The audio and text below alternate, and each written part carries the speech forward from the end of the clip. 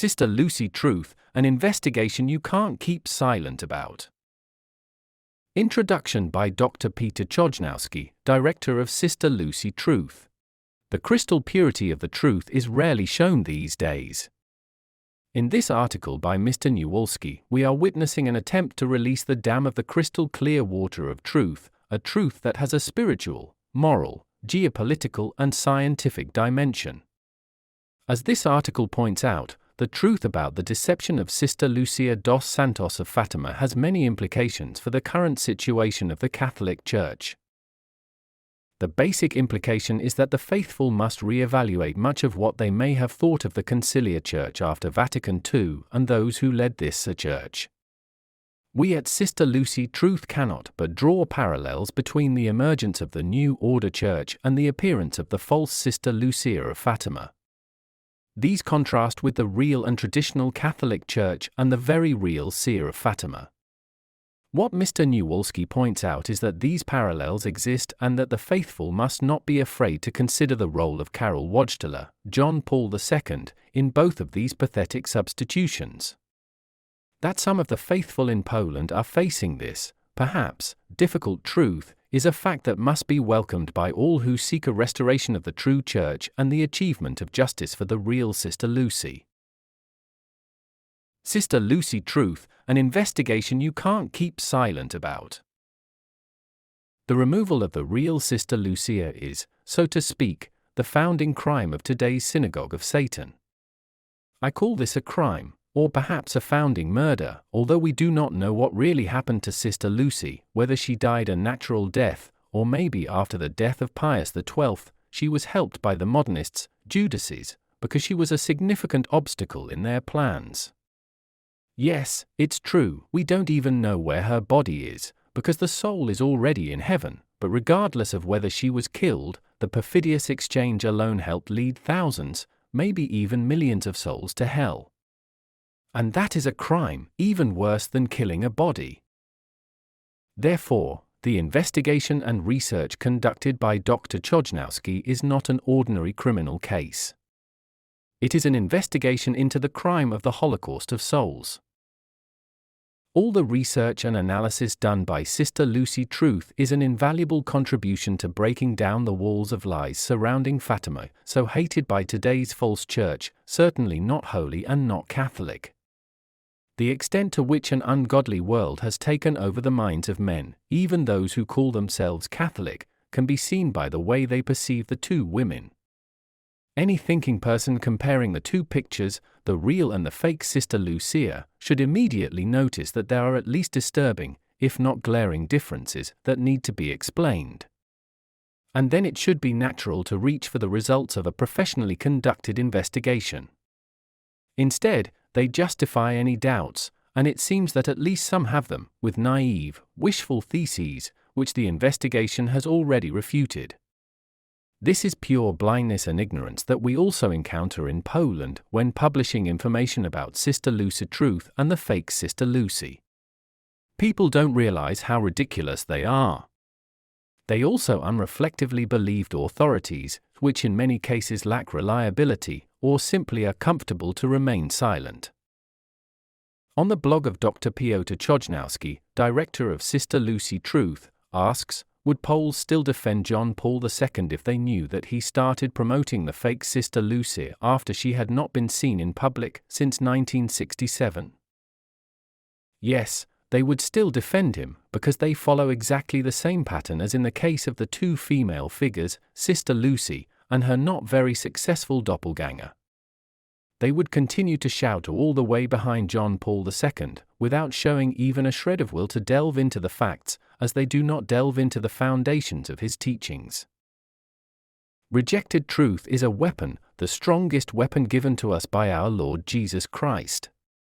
This truth is the sword with which we should fight, but if we reject it, the enemy takes up this sword and turns it against us. If we have rejected the truth about John Paul II, it is natural for the enemy to pick it up and use it to attack. Abroad, the media call Poles a Catholic nation, which has long been outdated. They write about demonstrations in defense of the honor of Wojtyla, but these have long been just emotions in defense of who knows what. When Polish churches were attacked by hordes of abortionists a few years ago in protest against the law tightening the abortion law, there were no people willing to defend it. The bishops hid in their strongholds and remained silent. The faithful did not protest. They were silently indignant. And the churches were actively defended by fans, or rather subcultures of football fans. It can be said that in Poland, at least since 1950, when the Polish episcopate betrayed the last soldiers fighting against communism by signing a disgraceful treaty with the communists, in which these soldiers were called bandits, thus allowing Catholics to hand over their brothers to death, the Catholic country ended. This fact, carefully concealed, is the final stage of the fall of faith. And Cardinal Wojtyla, who signed this shameful document in 1951, was declared blessed by the Vatican. Now everything is based on Stefan Wyszyński, Primate of the Millennium, Karol Wojtyla, Medjugorje, Sister Faustina, etc., thus, the modernist trail of heresy. The attitude of Poles is well characterized by the attitude of their pseudo-authorities such as Dr. Stanislaw Krajewski, who has not read the evidence, but rejects it.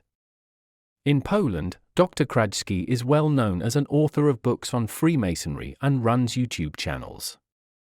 But as a tracker of all Masonic activities, in politics and in the Church, he apparently does not realize that his conduct is in accordance with the purpose of Freemasonry. He rejects the truth for the lie that is their work. This is what is called the Masonic mentality. The belief that everything I do is good because I am wise, and no one is able to break through with the truth because I will not let this truth speak. Ignorance, lack of knowledge, replaced by some impulses of the heart, only fed with lies. The replacement of Sister Lucia is like an introduction to the replacement of the whole Church. The Catholic Church was changed into a modernist church filled with false ecumenism and heresies. In order to authenticate the falsehood, Sister Lucy was needed, who would confirm the actions of modernist popes with her authority. The change we see in Sister Lucy's later statements, where she contradicts what she said before, is further proof of the great lie. Since God is immutable, it is not possible that he once says one thing and then contradicts himself. So it is obvious that this is not the same Lucia, if we believe that everything she said stemmed from the profound experience of the Fatima apparitions. How much this today's false church hates Fatima could also be seen during the beatification ceremony of two seers, Francisco and Jacinta. Black colors mean a lot. This ceremony was turned into a symbolic funeral of the memory of Fatima and the message of Our Lady. Innocent Jacinta wanting to suffer for others, shown in black, a black altar, everything as if from a nightmare. This is how modernists see Mary's message. This is a blasphemy that could only happen in today's synagogue of Satan. There are two crimes that the world and the Vatican have kept silent about. The first is the substitution of a false Lucia, the second is the fact that Christianity has become the most persecuted religion in the world. Murders, rapes, attacks on places of worship are the order of the day, and while a skewed glance at a Jew or a follower of Islam meets with an immediate reaction, in the case of people who even use the name of our Lord Jesus Christ, everyone shuts their mouths. However, it can be said that this is an attack on the body, and the case of Sister Lucy is much worse. This action has much more scope than just swapping. It is on a much larger scale. Many false apparitions have proliferated claiming to be a continuation of Fatima. This statement alone should be enough to dismiss them, but people crave miraculous signs, and this is what the false church gives them. Instead of the truth revealed in Fatima, illusions and lies, e.g. from Medjugorje or Trevignano Romano.